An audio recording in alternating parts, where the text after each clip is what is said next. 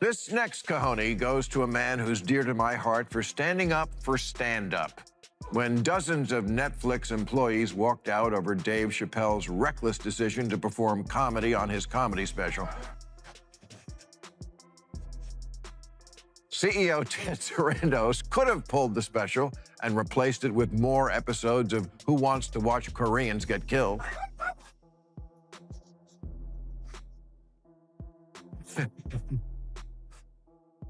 But instead, he reminded his Netflix employees that comedy exists to push boundaries and told them if you'd find it hard to support our content breadth, Netflix may not be the best place for you.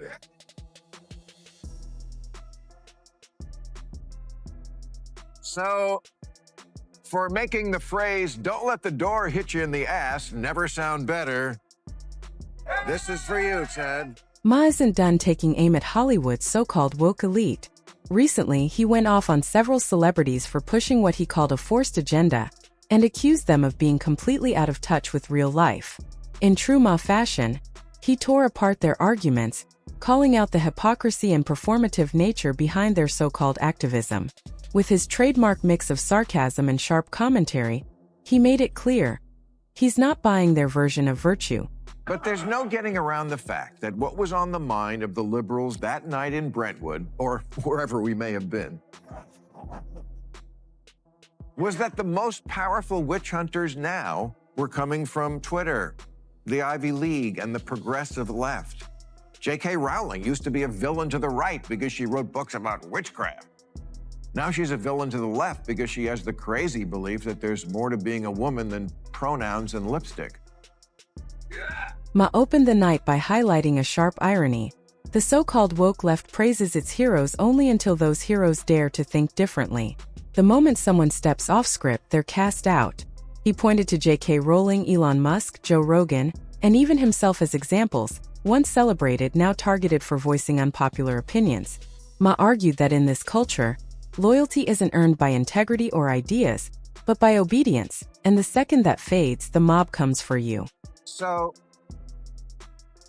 that was the point of the evening. How do we take a stand against cancel culture? And I suggested, since we were mostly all in show business, that we start an award show to honor the brave people who have fought back.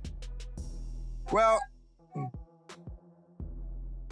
I gotta tell you, the idea was met with great enthusiasm by everyone. And in short order, different people were suggesting the ways that their varied talents could be put to use. And then, of course, being Hollywood, nothing happened. But it's still a good idea, so I'm gonna do it right here, right now, and not only that, we're gonna do it every year. So if you're wondering what Ma is really saying, here's the gist. He's calling out Hollywood's true rebels, the ones who refuse to bow to cancel culture or surrender their voices for approval. These are the stars who didn't grovel, didn't roll out cookie-cutter apologies, and didn't erase their words just to stay popular. Instead, they stood firm, proving that free speech still counts, even in Hollywood's echo chamber. Ma is applauding the few who kept their integrity, and honestly, that courage deserves applause. Our first award goes to the president of my alma mater, Cornell University, Martha Pollack. This month, students there demanded trigger warnings before all the lectures in case any of the adult subjects you specifically went to college to learn about came up. And Martha said, yeah, no, we're not doing that. She didn't cave in or hire a new dean of sensitivity. She just said, no, college is for introducing you to new ideas, not for kissing your and making you feel wonderful and always right. If every university showed the same strength and clarity as Martha Pollack, we'd be raising a generation of confident, rational thinkers instead of students buried in ideological noise. For years, higher education, especially before Trump's rise, slid into chaos, nurturing impractical ideas that weaken society's core values. Campuses turned into echo chambers where dissent was crushed and political correctness ruled.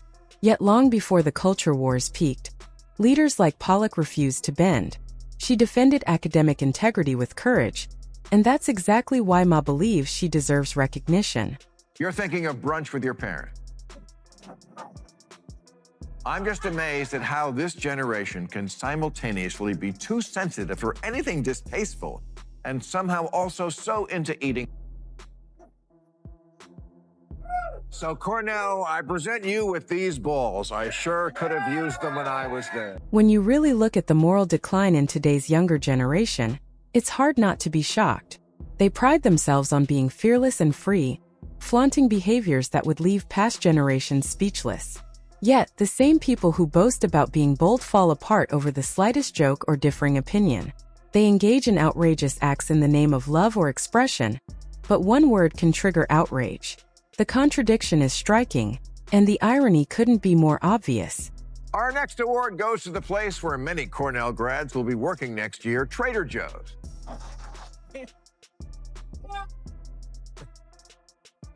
Trader Joe's, who for years have been selling a line of ethnically themed products, trading on the name Joe. For example, they have Trader Jose's beer. So, of course, one teenager on Twitter heard the word Jose and said it was racist, and then there was a petition, and then Trader Joe's management did the right thing. They burnt down all their stores and killed themselves.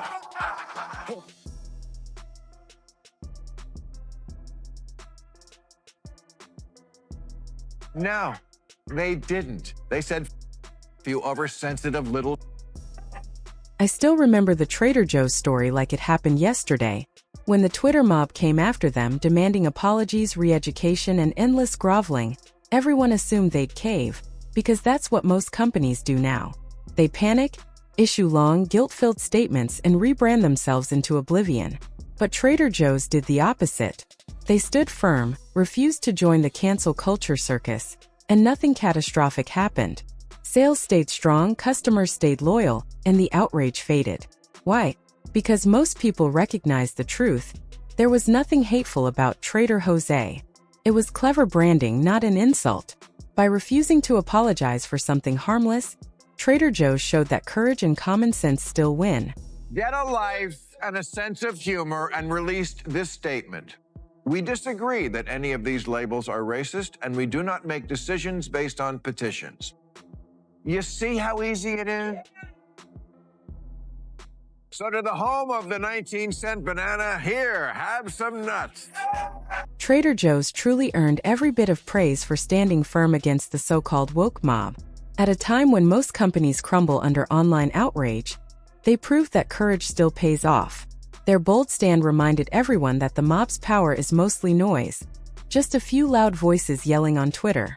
Once you see that, their influence fades fast. Trader Joe's didn't just survive, they thrived, showing the world that standing your ground still works. This next cojones goes to a man who's dear to my heart for standing up for stand-up. When dozens of Netflix employees walked out over Dave Chappelle's reckless decision to perform comedy on his comedy special, CEO Ted Sarandos could have pulled the special and replaced it with more episodes of Who Wants to Watch Koreans Get Killed.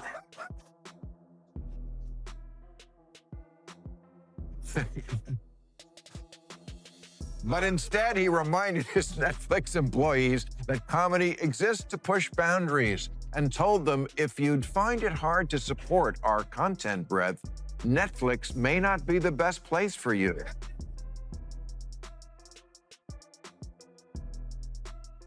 So, for making the phrase, "Don't let the door hit you in the ass," never sound better, this is for you, Ted. Even comedians, whose job is literally to challenge boundaries and help us laugh at life's craziness, haven't escaped the fury of cancel culture. The so-called woke mob, always hungry for outrage, has targeted some of comedy's biggest names. Dave Chappelle was dragged for daring to joke about controversial topics. Kevin Hart lost his Oscars hosting gig over decade-old tweets he had already apologized for. Joe Rogan faced backlash for podcast discussions that didn't follow the approved script. Even Rob Schneider, famous for his harmless humor, wasn't spared. It's wild because comedy has always been about testing limits and exposing society's contradictions. Yet today, one offbeat joke can spark full-blown cancellation. The painful irony? The very people devoted to free speech are now the ones being silenced first. You know, when movie lovers get together these days, one phrase that comes up a lot and always makes me sad is, yeah, you couldn't make that one today.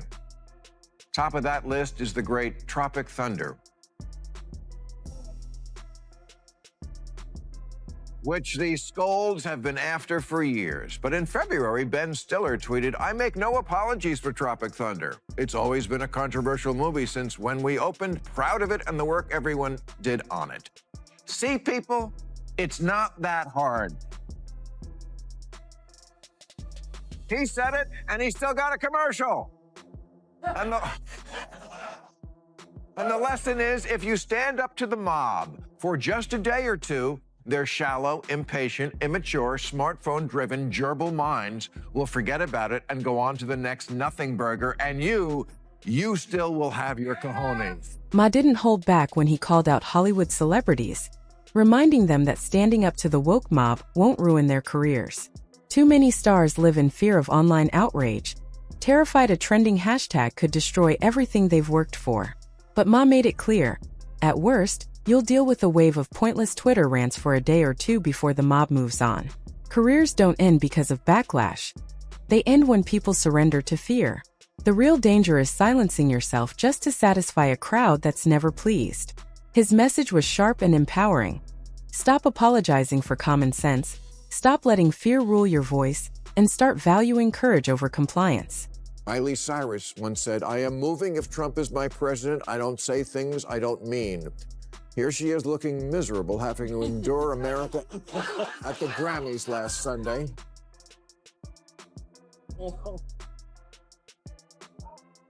I guess she flew back from Tajikistan. Ma took direct aim at Hollywood's self-proclaimed activists who talk big but vanish when real courage is needed. He reminded everyone of the countless celebrities who loudly vowed to leave America if Trump won. They made dramatic promises on talk shows and social media, swearing to flee in protest. Yet months into Trump's presidency, not one of them left. They're still in Hollywood, sipping champagne under the very government they claimed was unbearable. Ma called it exactly what it is, pure hypocrisy. Empty words for attention, not conviction. If you're going to preach resistance, at least mean it. In 2016, Eddie Griffin said, "If Trump wins, I'm moving to Africa." Apparently very slowly, because in Trump's 4 years, he only got as far as Van Nuys.